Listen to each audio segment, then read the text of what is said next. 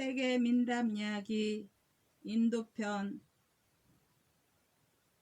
이 지구상에 인도라는 나라처럼 다양한 문화를 가진 나라도 없을 것입니다. 비록 큰 대륙이긴 하지만 한 나라 안에 종교와 종족, 언어, 기후, 생활 방식 등 어느 것 하나 동질성을 갖고 있지 않으면서도 조화와 화합을 이루어 힌두교 문화라는 독특한 문화를 오늘날까지 계승 발전시켜온 나라가 바로 인도입니다. 제목 신과 왕. 어느 마을에 아주 절친한 두 친구가 있었습니다. 한 사람은 힌두 종교 의식을 거행하는 브라만이었고 다른 한 사람은 왕을 칭송하고 찬양하는 시인이었습니다. 이들 두 사람은 궁중에 귀가하였습니다.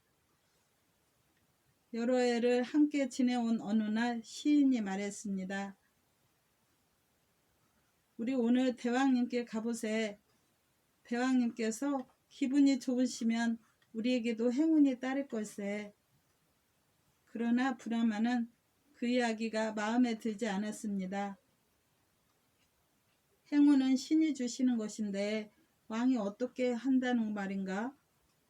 운명의 여신이 도와주면 행운과 부를 얻게 될 걸세. 그렇지 않다면 왕이 무엇을 할 수 있겠나? 라고 브라만이 말했습니다. 시인도 브라만의 이야기를 받아 다시 입을 열었습니다. 행운과 부는 왕이 주시는 걸세. 분명히 왕이. 여기에 운명의 여신이니 신인이 하는 이들이 무엇을 할 수 있다는 말인가? 두 사람은 서로의 주장을 굽히지 않으며 왕궁으로 들어갔습니다. 모든 것이 신에게 달려있다 하는 브라만의 이야기를 들은 왕은 기분이 좋지 않았습니다. 그러나 모든 것은 왕에게서 나온다는 시인의 이야기를 들은 왕은 기뻐 어쩔 줄 몰라 했습니다. 왕은 현명한 사람이었습니다. 그는 그 자리에선 아무것도 보여주지 않고 다음날 다시 두 사람을 불렀습니다. 이튿날 브라만과 시인은 다시 왕궁으로 들어갔습니다. 왕은 브라만에게 한 줌의 쌀과 달, 소금을 그리고 시인에게는 기름, 큰 호박 하나를 주면서 말했습니다. 너희들 둘 다 이것을 가지고 가서 음식을 만들어 먹고 저녁에 다시 이곳으로 오너라.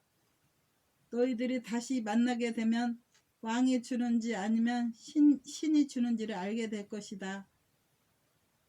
브라만과 시인은 강가로 가서 음식을 만들기 시작했습니다. 브라만이 음식을 준비하고 있는데 시인이 말했습니다.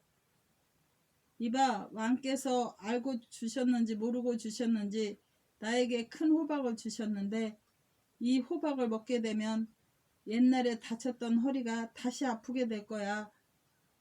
그러니 이 호박은 자네가 가지고 대신 달을 내게 주게. 브라만은 시인의 이야기를 받아들여 그에게 달을 주었습니다. 시인은 달과 로티를 만들어 먹고 잠자리에 들었습니다. 한편 브라만이 요리를 하기 위해 호박을 자르니 그 속에 금이 가득 들어 있었습니다. 왕 자신이 직접 시인의 호박에 금을 넣어둔 것이었습니다. 브라만은 호박의 절반은 요리를 해서 먹고 나머지 절반으로는 금을 싸서 남겨놓았습니다. 저녁이 되자 두 사람은 다시 왕궁에 들렀습니다. 왕이 브라만에게 물었습니다. 자, 브라만, 왕이 주는 것이지 신이 주는 것이 아니라는 것을 믿느냐? 아니면 그것을 믿지 않느냐? 이야기해봐라. 저는 지금도 모든 것이 운명의 여신에게 달려있지 왕이 주는 것이 아니라고 믿고 있습니다. 브라만은 이렇게 대답하면서 시인이 자기에게 준 호박의 절반을 왕에게 보여주었습니다. 그러자 왕은 스스로 패배를 시인하면서 말했습니다. 정말 그렇구나. 강한 것은 개인이 아니라 운명의 여신이야. 왕은 두 사람에게 많은 보시를 주고서 돌려보냈습니다. 반대를 위한 반대. 아주 먼 옛날 인도의 북부 펀자브 지방에 한 농부가 살고 있었습니다. 농부의 아내는 늘 소란과 싸움을 일으켜 집안에 싸움이 그칠 날이 단 하루도 없었습니다.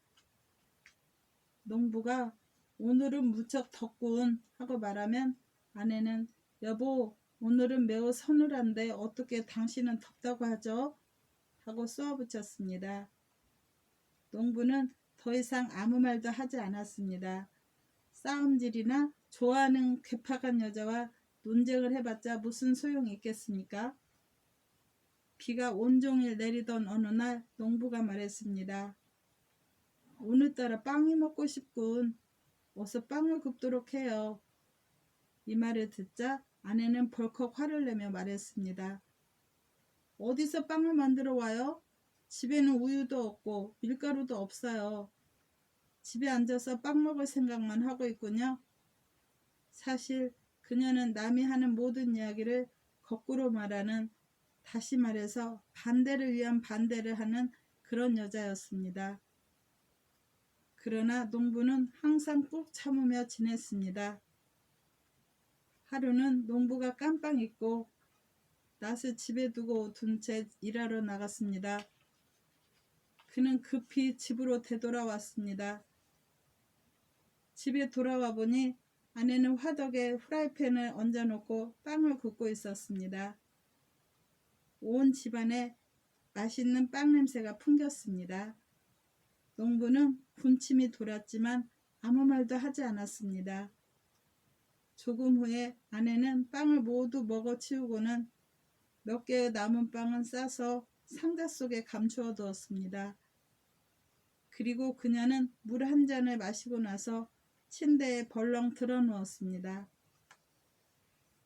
농부가 문을 두드렸습니다. 아내가 방문을 열자 농부가 말했습니다. 배가 몹시 고픈데 빵 몇 개 가져와요. 찬물 한 그릇하고.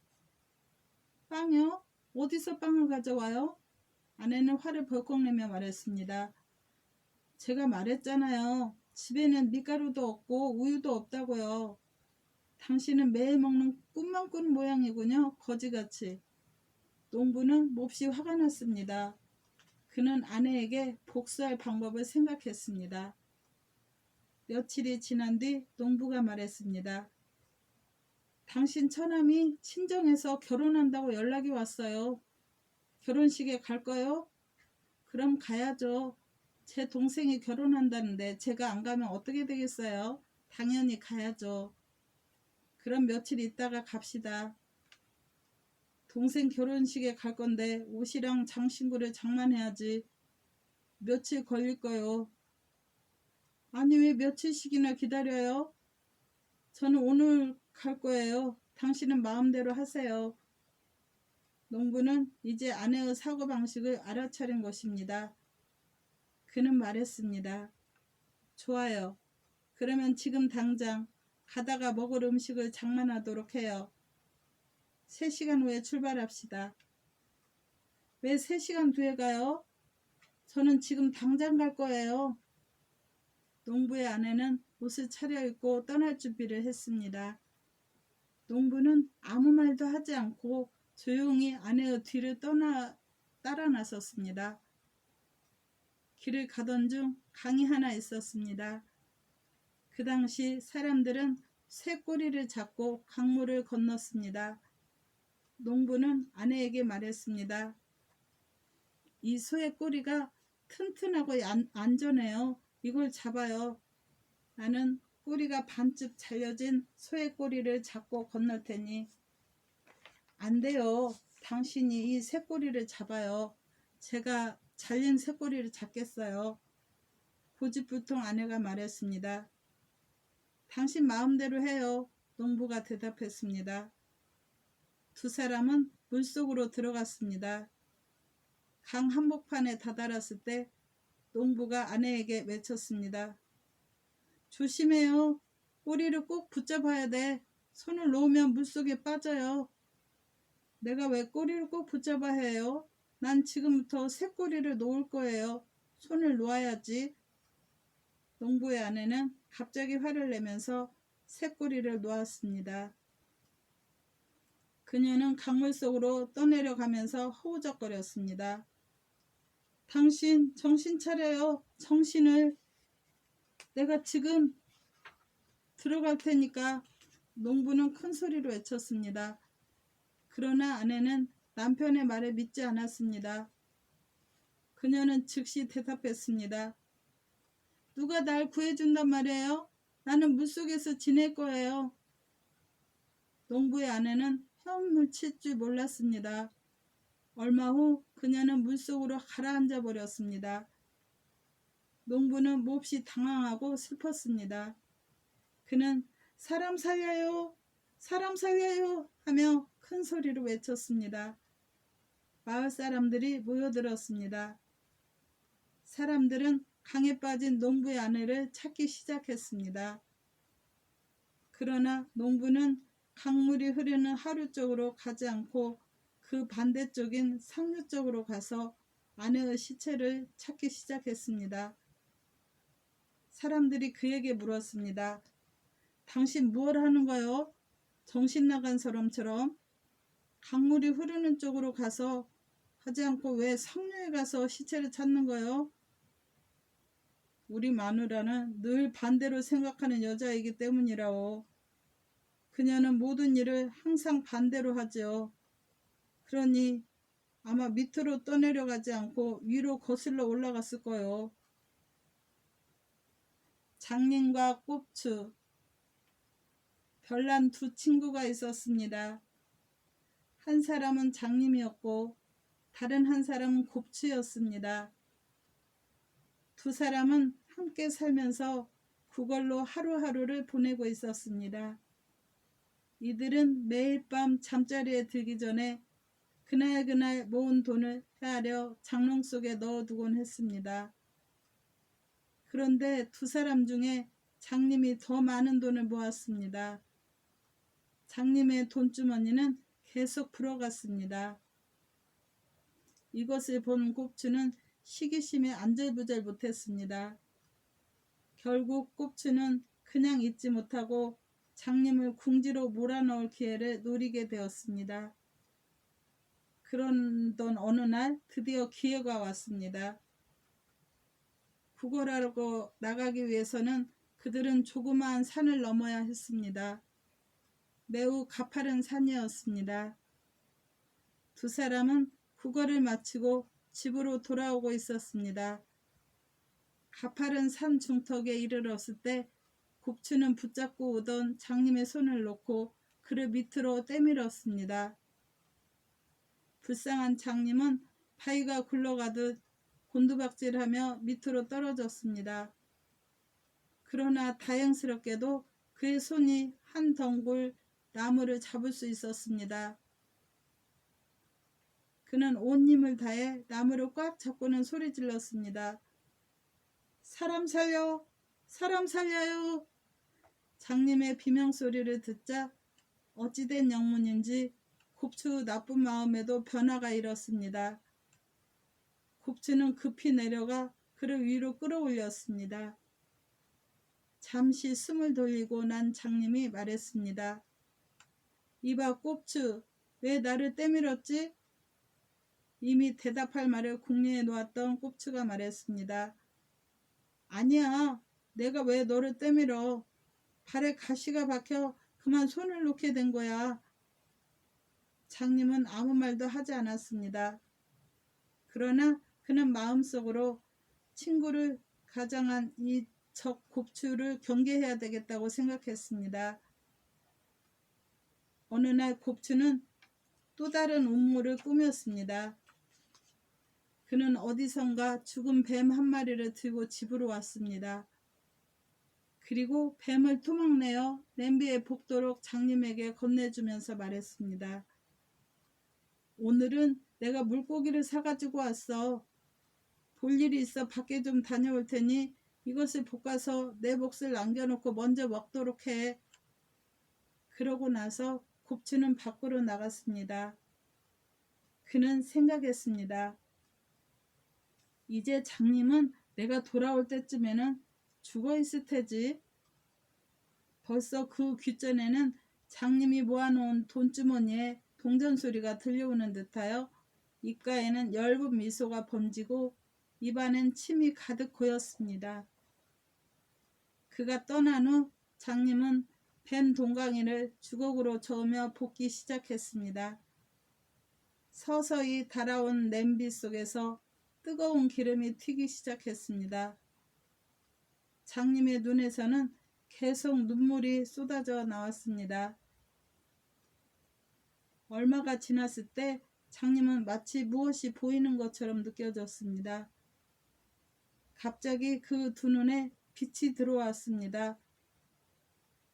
신비로운 일에 놀라워하며 그는 사방을 두리번거렸습니다. 맨 먼저 그의 시선은 냄비로 갔습니다.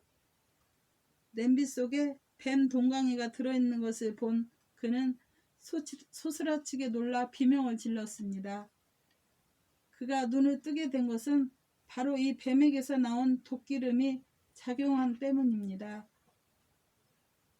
사악한 곱추가 자기를 죽이기 위해 음모를 꾸며놓았다는 것을 알게 된 장님은 그가 돌아오면 그놈의 허리를 부러뜨려 놓겠다고 벼르고 있었습니다. 장님은 굵은 몽둥이를 준비해 놓고 대문 뒤에 숨었습니다. 밤이 깊어지자 곱추는 즐거운 마음으로 집으로 돌아왔습니다. 그가 대문을 열고 안으로 발걸음을 내딛자마자 장님은 몽둥이로 곱추의 등을 사정없이 내리쳤습니다. 그가 땅바닥에 쓰러져 뒹굴자 장님이 매를 멈추고 입을 열었습니다. 이 사기꾼, 나를 죽이기 위해 뱀을 잡아 냄비에 넣고 볶게 했지만 운이 좋아 오히려 그 뱀의 독기름이 내 눈을 뜨게 했고 덕분에 내 음모에서도 빠져나올 수 있었어. 그러나 곱추가 장님을 쳐다보며 재빨리 말을 만들어 응수했습니다. 친구야, 나를 오해하고 있는 모양인데 사실은 너의 눈을 뜨게 하기 위해 뱀을 잡아 냄비에 넣고 볶게 한 거야. 그의 강교한 영리함을 알아차린 장님이 한술 더 떠서 말했습니다. 나도 실은 너의 허리를 쭉 펴주기 위해서 몽둥이질을 한 거다. 이에 놀란 것은 곱추였습니다. 그는 그 자리에서 벌떡 일어섰습니다. 정말로 그의 허리가 쭉 펴져 있었습니다. 두 사람은 큰 소리로 웃으며 서로 얼싸안았습니다. 총명한 소녀. 어느 마을에 한 총각이 살고 있었습니다.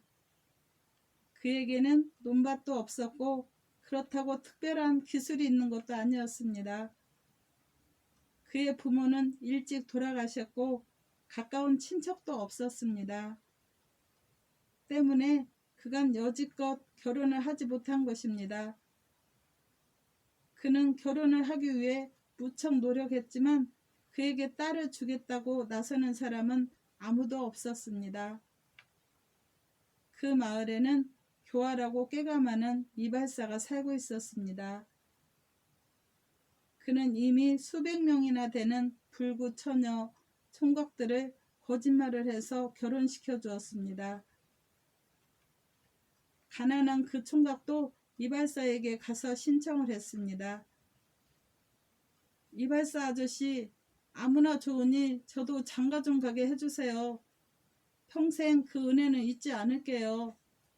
이발사가 말했습니다. 그것은 어려운 일이 아니야.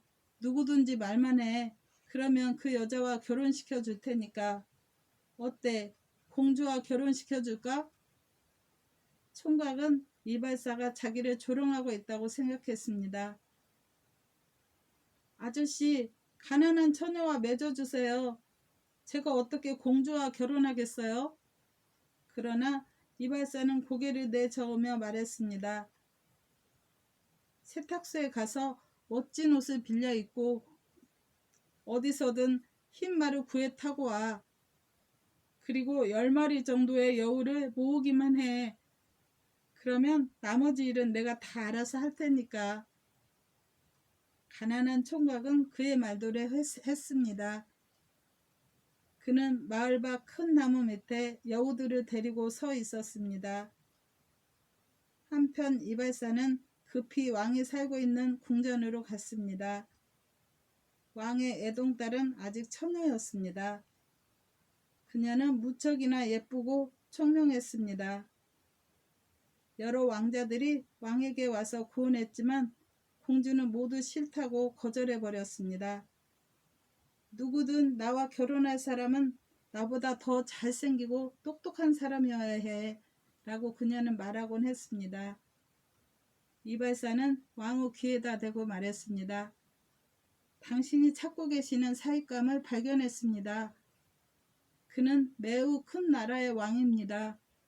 하지만 그에게는 조건이 하나 있는데 어두워지거든 공주를 가마에 태워 도시 밖에 있는 들판으로 데리고 오라는 겁니다. 공주 외에 다른 사람이 따라가서는 절대 안 됩니다. 그 왕은 결혼 지참금도 원하지 않습니다. 모든 것을 다 갖고 있기 때문이죠. 그는 오직 당신의 딸만을 원합니다.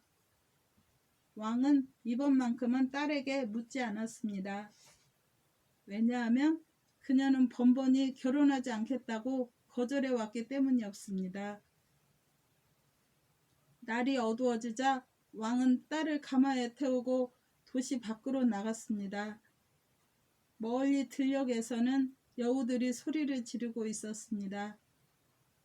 얼마 후 왕자같이 좋은 옷을 입은 한 청년이 흰 말을 타고 앞에 서 있는 것이 보였습니다. 이발사의 달콤한 말에 너무 감격한 왕은 아마도 매우 큰 나라의 왕이 자기 군대를 이끌고서 결혼하기 위해 이곳에 와 있는 것이라고 생각했습니다. 왕은 기쁜 마음으로 그의 딸을 이발사와 함께 보냈습니다. 이발사는 왕의 앞으로 나서면서 이렇게 말했습니다. 당신 딸은 이제 당신 집에 돌아가지 않을 것입니다. 적당한 때에 당신을 그곳으로 모셔갈 것입니다. 한밤중에 말은 어떤 평범한 오두막집 앞에 가서 멈추었습니다. 그 오두막집엔 부서진 침대와 흙으로 빚은 단지 몇 개 외에는 아무것도 없음을 보고 공주는 자신이 속았다는 것을 눈치챘습니다. 그러나 공주는 매우 현명한 여자였습니다.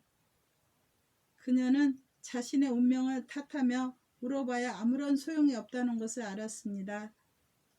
그리고 노력만 한다면 운명도 바꿔놓을 수 있고 어려운 일도 지혜로 쉽게 해결할 수 있을 것이라고 생각했습니다. 그녀는 남편에게 말했습니다.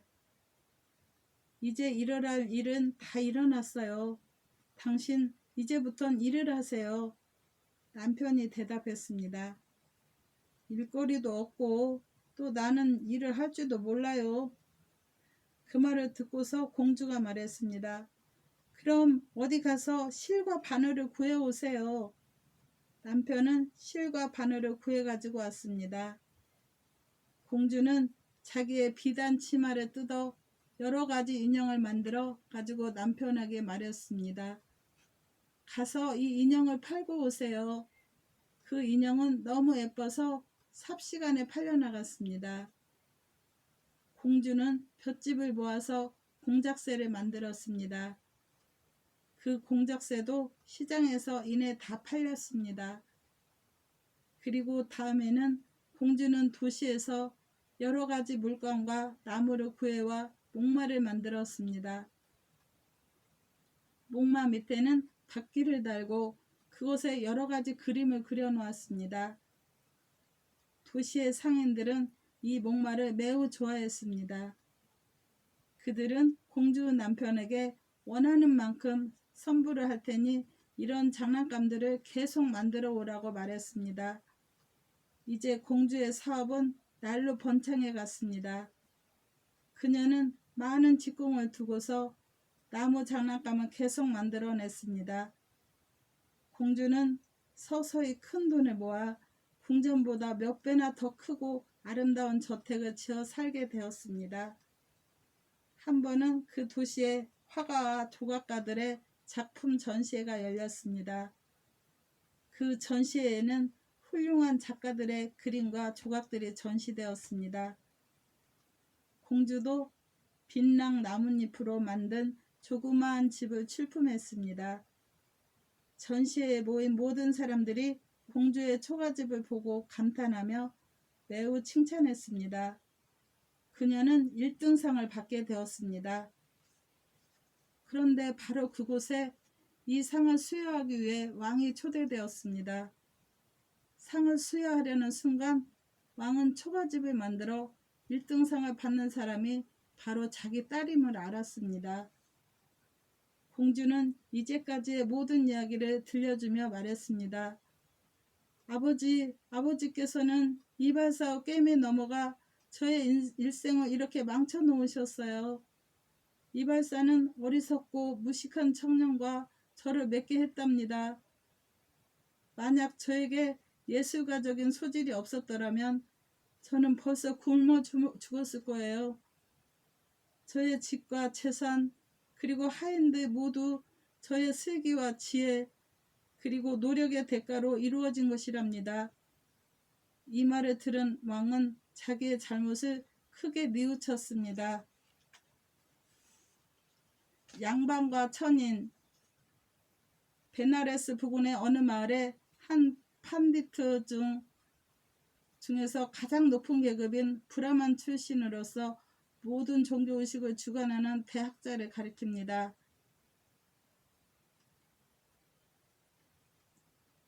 판디드 출신의 한 청소부 여자가 살고 있었습니다. 아침이 되면 두 사람은 겐지스 강에 목욕을 하러 갔습니다. 판디트는 앞서서 가고 하리잔 여자는 멀리 떨어져서 갔습니다. 판디트는 늘 그 여자의 그림자가 자신에게 닿지는 않을까 매우 조심을 했으며 하리잔 여자 역시 판디트의 마음을 언짢게 하지 않으려고 많은 주의를 기울였습니다. 목욕을 한 후 판디트는 사원으로 가서 오랫동안 기도를 드렸습니다. 그러나 비천한 하리잔 여자가 사원에 들어간다는 것은 상상도 할 수 없는 일이었습니다.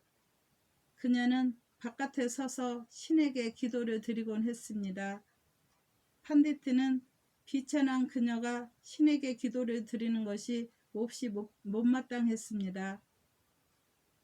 또한 그녀가 매일 아침 겐지스 강에서 목욕하는 것조차 마음에 들지 않았습니다. 어느 날 판디트가 하리잔 여자에게 말했습니다. 너 나와 함께 목욕하러 나오지 마라. 내가 목욕을 하면 강물이 성스럽지 않게 돼. 그러나 판디트 선생님, 저는 저 멀리 밑에서 목욕을 합니다. 저의 몸에 닿는 물이 당신 쪽으로 올라가지는 않는데요. 상류에서 목욕을 하든 하류에서 목욕을 하든 내가 강물에 들어감으로써 이 성스러운 강물은 더러워지는 거야. 물이 성스럽지 않게 되다뇨, 판디트 선생님. 이 강이 선생님의 강이듯이 저의 강일 수도 있습니다. 그녀는 두 손을 모아 겸손히 말했습니다. 제가 목욕을 함으로써 다소 더러워지긴 하겠지만 저는 부정한 여자는 아닙니다. 제가 목욕을 한다고 해서 이 강 자체가 어떻게 더러워지겠습니까? 이 말을 들은 판디트는 몹시 화가 났습니다. 그는 분을 참지 못해 바르르 떨었습니다.